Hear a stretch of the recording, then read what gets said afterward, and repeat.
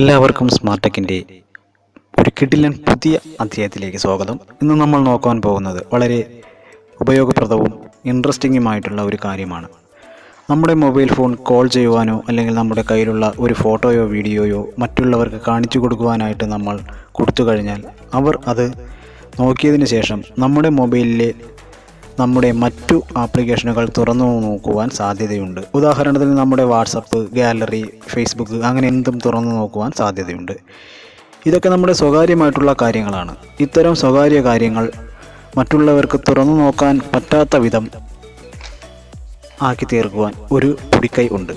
അതിനെക്കുറിച്ചാണ് നമ്മൾ ഇന്ന് ഇവിടെ നോക്കുവാൻ പോകുന്നത്.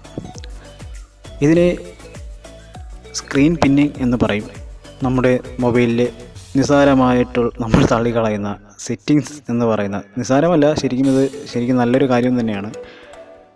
നമ്മുടെ സെറ്റിങ്സിൽ സ്ക്രീൻ പിന്നിങ് എന്ന് പറയുന്ന ഒരു ഓപ്ഷനുണ്ട്. അത് ഉപയോഗിച്ചിട്ടാണ് നമ്മുടെ സ്വകാര്യമായിട്ടുള്ള കാര്യങ്ങൾ മറ്റുള്ളവർ തുറന്നു നോക്കാത്ത രീതിയിൽ ആക്കി തീർക്കുവാൻ സാധിക്കുന്നത്.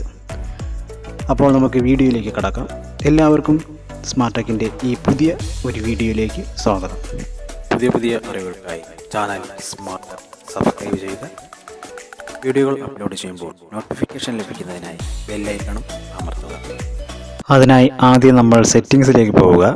സെറ്റിങ്സിൽ നമ്മൾ സ്ക്രോൾ ഡൗൺ ചെയ്ത് പോകുമ്പോൾ അവിടെ സെക്യൂരിറ്റി എന്ന് പറയുന്ന ഒരു ഓപ്ഷൻ കാണാം.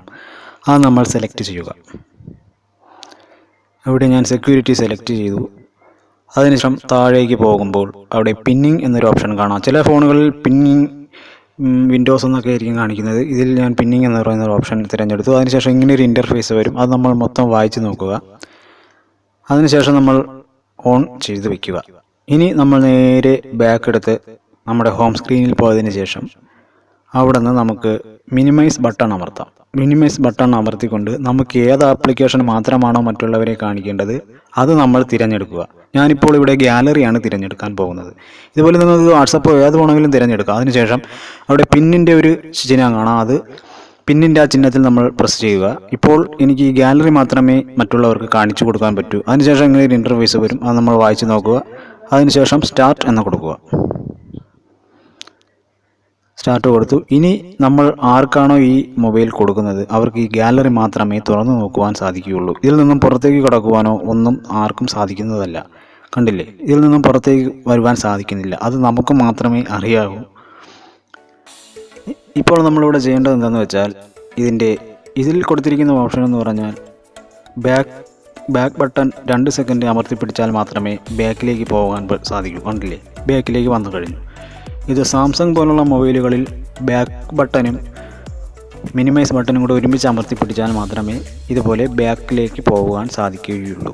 അല്ലാതെ മറ്റൊരു തരത്തിലും ഒരു ആപ്ലിക്കേഷനുകളും മറ്റാർക്കും തുറന്നു നോക്കുവാൻ സാധിക്കുന്നതല്ല. ഈ വീഡിയോ കൂട്ടുകാർക്ക് ഇഷ്ടപ്പെട്ടു എന്ന് കരുതുന്നു. ഇഷ്ടപ്പെട്ടുവെങ്കിൽ ലൈക്ക് ചെയ്യുക. ഈ വിവരം നിങ്ങളുടെ സുഹൃത്തുക്കളിലേക്ക് എത്തിക്കുവാനായി ഷെയർ ചെയ്യുക.